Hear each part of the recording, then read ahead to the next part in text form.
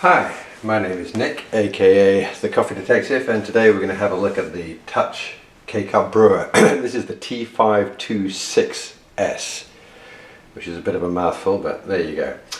Alright, so this is essentially a K-Cup single serve brewer, but it has some significant differences. I suspect that when the designers sat down to figure out how to put this thing together and what features to give it, I think they looked at the full range of Keurig brewers in particular and said, okay, where are these brewers weak and what can we do to improve on those weaknesses? So I'm going to kind of go through this one step at a time. So first of all, the water reservoir at the back, you can take it out, fill it in the sink, or you can just open up the lid and pour water in. Up at the max it takes about 90 fluid ounces, which is great. It's a big water reservoir, so you can make 8 or 9, or depending on the size of the cup, 8, 9 or 10 cups of coffee before you have to refill, which I like. So that's the water reservoir. The only thing, if I were going to make a little complaint, is that because it's large and because it's heavy and because it wraps around the back, it's taken me a little while to get used to it. I found it a bit awkward to begin with, but we've been using the brewer for a few days now, and I'm getting used to it. So you may find that at the beginning as well, that it's kind of heavy and a little bit awkward to put in the first few times. Next thing I'd say is that this brewer is really fast. I press the on button at the top here, and that's going to take about 30 seconds and it's going to be ready to go. So it's actually significantly faster than certainly any of the Keurig models that I've tried in terms of getting ready to brew. The actual brew time is not super fast. It's about 30 seconds to warm up and about 1 minute to brew a cup or a mug of coffee. The brewing, they've actually taken it's a little longer. And I think that's deliberate, because what it does is it gives the water more time to be in contact with the ground coffee in the K-Cup, and as a result you get more flavor out of that coffee. The next important thing about this brewer is that the water temperature is higher. So what I did is I put my Keurig side by side with this. I ran hot water through, I made coffee a few times in each, but without any coffee. I just wanted to warm the machines up completely. And then I just ran hot water into a glass. Now, my thermometer is just like a kitchen thermometer. It's not terribly sophisticated. So I wouldn't necessarily trust the kind of absolute temperatures it measured. But this brewer, the water temperature was higher by around 3 or 4 degrees. That's important, because one of the failings of a lot of single serve brewing systems is that the water is not heated to a high enough temperature. And if the water isn't hot enough, it doesn't extract the full flavor out of the ground coffee, and you get an under-extracted brew which doesn't taste as good as it could. So that is probably, stuff like the big water reservoir is nice, the fast ready is nice. The increased water temperature is significant, because that's one thing that really can make a difference to your cup of coffee. Now, you see all these buttons here?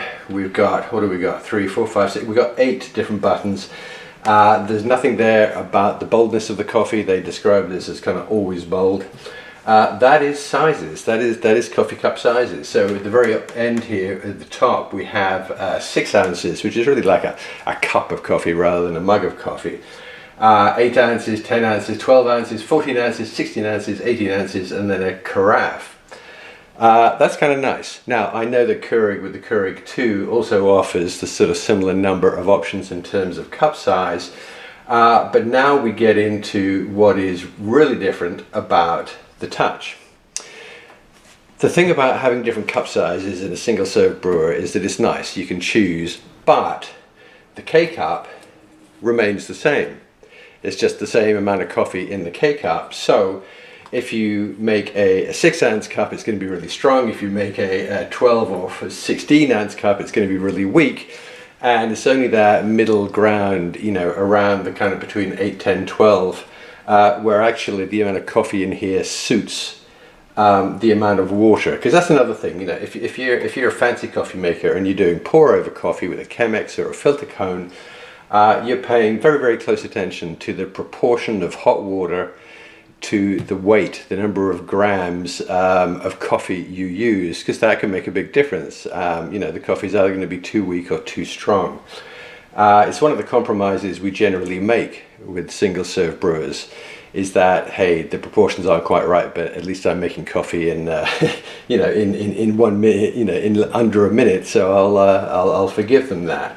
So Touch has tried to address that, because actually there are multiple K-cup size options you can work with.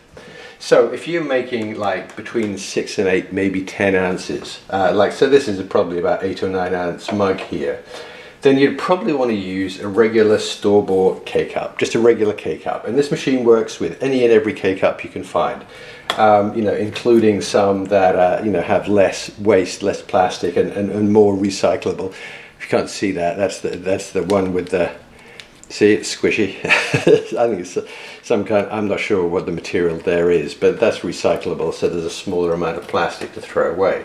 So if you're doing that, if you're doing like between 6, 8, maybe 10, depending on how strong you like your coffee, just use a regular K-cup. If you want to, let's say between 10 and 14 ounces, in other words, you want a big mug or you want a travel mug, then you're going to use the Touch, I think they call it the X Bold K-cup. So it's very similar size, but it actually contains more coffee. These typically contain about 12 ounces. This contains 12 grams. This contains 16 grams, 15 grams. So there's a little bit of extra coffee, but also if I can get this right, I'm always moving it in the wrong direction. You see these little grooves, these ridges here. These are inside as well. And what that does is when the water goes in there, it creates a little bit of turbulence, so there's greater contact with more of the coffee with the water for more time. So that actually, and I have tested it, I've tested these side by side, and this one with the extra few grams and those little ridges really does make a stronger cup. So at the bottom end of the range, you know, for a small mug or a cup, we're going to use a regular store-bought K-cup. For the mid-range, you know, 10, 12, maybe 14, we're going to use this one. And now we get on to the interesting thing, is there's another one. Look at this. Look at it. I keep moving it in the wrong direction. So this is a weird-looking K-cup, and you can see it. It's kind of cut that way.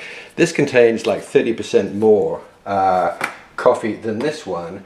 And let's have a look now, because we're going to open up here. This is where you'd usually put in the K-cup. I'm going to take this out, and this, you know, it takes the, whoops, got to make sure I put it in the right way. It goes in there and it presses down, and then the other one also fits. And what happens is, in fact, in here, if I can get it right and show you, there are actually 2 pins. I don't know whether you can see them kind of in the light there. One pin is to pierce the bottom of the regular size K-cup. The other pin is to pierce the bottom of this, what they call the X large K-cup. So that is pretty cool, because it means that if I do want to make a big mug or a travel mug, I don't have to go with a weak brew or make maybe 2 of these to put them in my travel mug. I can use this extra large K-cup and get it just right. So that's that. What if I want to make a monster mug of coffee, or a carafe of coffee?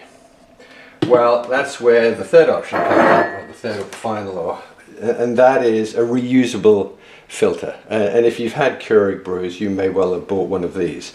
This is a big one. So you take this out, you replace it with this, with your loose coffee in there, and that gives you enough ground coffee for a huge travel mug or a carafe. So if I'm going to do the carafe, I'm going to take the tray out, same as if I'm going to use a travel mug. It gives me the space.